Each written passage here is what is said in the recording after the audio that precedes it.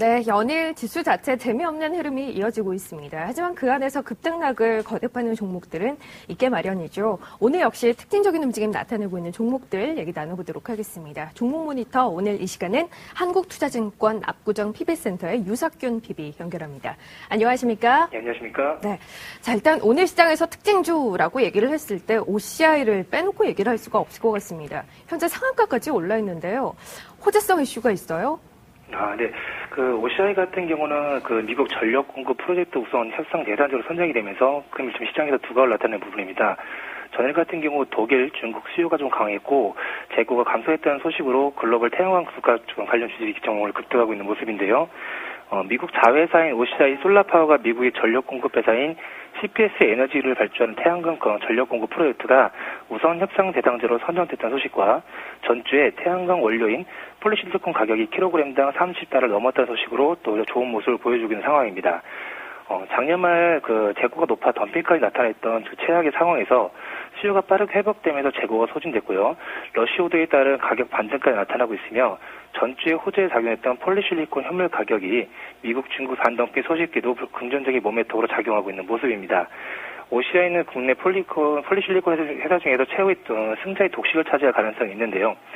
최근 폴리실리콘 관련 업체들이 공급 과잉에 따라 치킨 게임이 진행되는 상황에서 폴리실리콘의 가격 반등 부분은 중국 정부의 생산 효율과 환경에 미치는 영향을 토대로 부적합적인 업체들이 추가 증설 제한, 호재까지 점진적으로 작용될 가능성이 있으며 이로 인한 공급 과잉 문제가 해소되면 폴리실리콘의 가격 급락세는 다소 안정될 가능성이 있어 보입니다. 현재 OCI는 지금 일봉상 121선을 돌파하는 모습인데요. 현재 투자자분들께서 추격 매수보다는 25만 원 선의 가격 안착을 확인한 후에 접근해 보시는 게 좋을 거라 판단되고 기존 매수하신 투자분들 같은 경우는 중장기적인 관점에서 주봉상 30만 원 선까지 중장기 보유 가능성도 있어 보이는 상황입니다. 일단 짧게 끊어간다는 관점에서는 25만 원 선 안착하는 것 확인한 후에 타보자라는 의견이었고 좀 갖고 계신 분들 입장에서는 중기적으로 30만 원까지의 회복은 기대를 해볼 수 있을 것이다. OCI 정리를 해주셨는데 가격적인 면은 그렇게 보더라도 최근 이 주식이 움직이고 있는 원인에 대한 판단도 좀 필요할 것 같습니다. 앞서 얘기를 하셨듯이 폴리실리콘 가격이 반등하려는 움직임을 나타내고 있고 때문에 업체들의 턴어라운드 역시 생각보다 빨라질 수 있을 것이다라는 기대감이 작용하고 있는데 이 부분 좀 더 긍정적으로 봐도 됩니까? 일단 가장 중요한 부분이 폴리실리콘 가격의 안정 부분인데요. 조금 전에도 언급을 했다시피 중국 관련 기업들에 대해서 공급 제한이 이루어진다면 어느 정도 OCI라든가 하나케미칼 같은 폴리실리콘 회사들은 좀 더 추가적인 상승 가능성은 충분히 있어 보인다고 판단됩니다. 케미칼 얘기하셨으니까 한화케미칼도 좀 짚어주세요. OCI와 역시 비슷한 흐름인데요. 네. 한화케미칼 같은 경우는 우선 실적 부분을 조금 말씀을 드리겠습니다. 작년 4분기 영업이익이 429억 정도로 P라든가 PVC 등 주요 제품 마진이 위축됐고요. 닝보 부분이 적자 전환 부분과 또 금일도 주가게 되고 있는 태양광 제품을 생산하는 하나솔루션의 적자 지속 때문에 올해 1분기에는 세계 경기 불확실성이 좀 다소 상존해 있지만 1월 중국 춘추절 연휴 이후에 점진적으로 개설적 성수기가 재진입함으로써 재고 확보 이후 수요 유예로 인한 상황이 호전된다면 석유화학 전체적인 시장도 개선될 것으로 좀 예상이 됩니다. 특히 오늘 좀 부각되고 있는 부분이 자회사인 하나솔루션인데요. 하나케미칼의 자회사인 하나솔루션의 3분기 영업이익이 영업 적자를 지속하고 있지만 재고 평가가 영향했던 3분기에 비해서 적자폭은 다소 좀 둔화될 전망입니다. 따라서 OCI와 비슷한 전략으로요. 태양광 업체 중에서 OCI에 비해서 좀 덜하겠지만 단기적인 추가 가능성은 더 있어 보입니다. 단기적인 관점으로 목표가는 3만 원 정도 선에서 탄력이 있으나 예상했던 비중을 축소하면서 일부 비중은 중장기적으로 보유하시는 것이 양호할 것으로 좀 판단이 되는 상황입니다.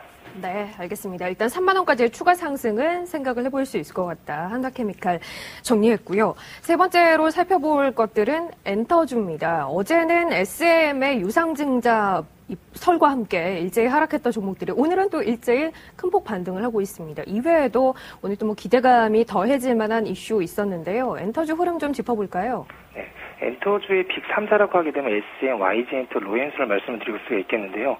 지난해 예상 실적 대비 PR이 한때 50배까지 육박할 정도로 많이 높았습니다. 올해는 해외 한류 열풍 인기가 실적으로 좀 연결되면서 그동안의 실적과의 연결 부분에 대한 의구심을 좀 해소할 수 있는 계기가 될 것 같습니다.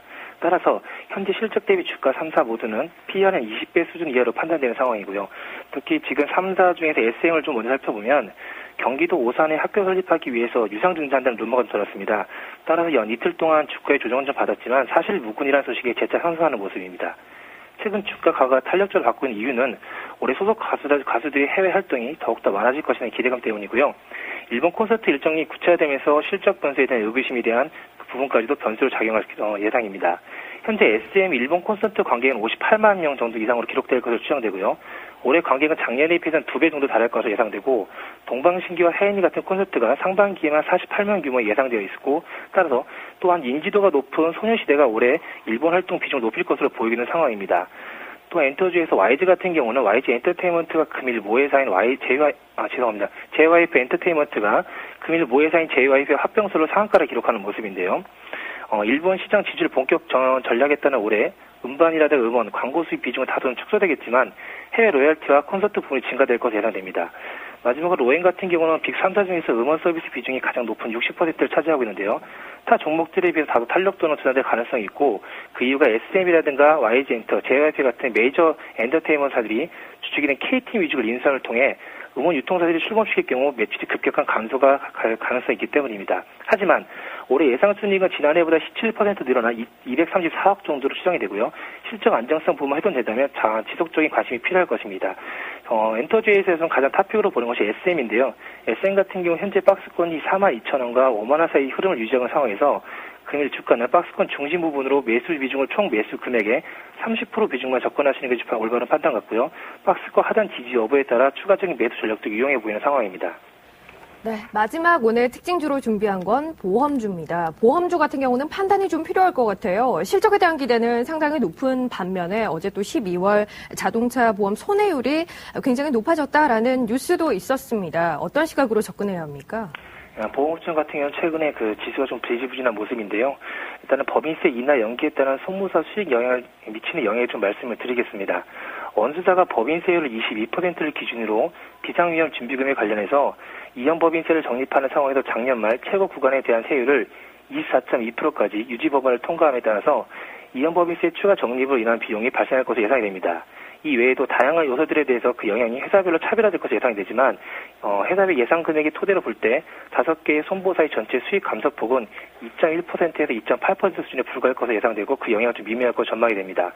현재 이형 법인세 추가 정리 예상액이 가장 작은 ARG 손해보험 같은 경우는 80억에서 90억 정도 되고요. 거기에 대한 비중은 4.1%에서 4.6% 가장 높습니다. 또한 메리츠아즈 같은 경우는 추가 정리 예상액이 11억에서 26억 정도로 순이익 대비 비중이 0.6에서 1.4%로 가장 작은 걸 차지하고 있습니다. 또 주행거리에 따라 보험료 인하 차등 적용된 마일리 자동차 보험 판매가 금융당국의 승인을 받고 나서 작년 12월부터 판매가 됐는데요. 주행거리가 평균 대비 큰 헤비 유저들에 대한 할증 요소는 없고 7,000km 이하 주행 고객들에 대한 할인 요소만이 존재하고 있는 상황에서 손보사들이 지하보험 손해율이 상승이 가능해짐에 따라서 손보사들은 해당 상품에 관련 잠재 고객의 전체 자동차 보험 고객의 한 25%에서 75% 수준 예상되고 있으며 이에 따른 자본 손해율의 약화폭이 0.5에서 1% 수준으로 전망되지만 올해 상반기 자동차 보험료 인하 가능성이 높을 것으로 예상되면서 신상품 출시 등에 통한 간접인하 방식이 선 도입으로 자동차 보험료 인하 가능성에 대한 감소일 걸 기대됩니다. 또한 지금 방금 말씀하신 대로 지금 계절적 효과에 대한 손해율이 상승하고 있는 부분인데요. 오히려 손해율이 작년보다 11.3% 낮은 90.4% 정도로 레벨 다운된 점이 2010년도 보험료 인상 부분과 2011년도 자동차 보험제도 개선이 맞물려 나타난 것으로 판단됩니다. 지금 보험업체에서 가장 탑픽으로 보는 건 현대해상인데요. 매수 구간을 우선은 3만 원까지 열어둔 채 분할 매수 전략이 유용해 보이고 목표가는 3만 5천 원 선에서 비중을 축소하면서 중장기 장주를 보유하시는 것이 올바른 판단 같습니다. 네, 알겠습니다. 자, 오늘 특징 종목 이분과 함께 얘기 나눠봤습니다. 한국투자증권 압구정 PB센터 유석균 PB와 이 시간 함께했습니다. 고맙습니다. 감사합니다. 네.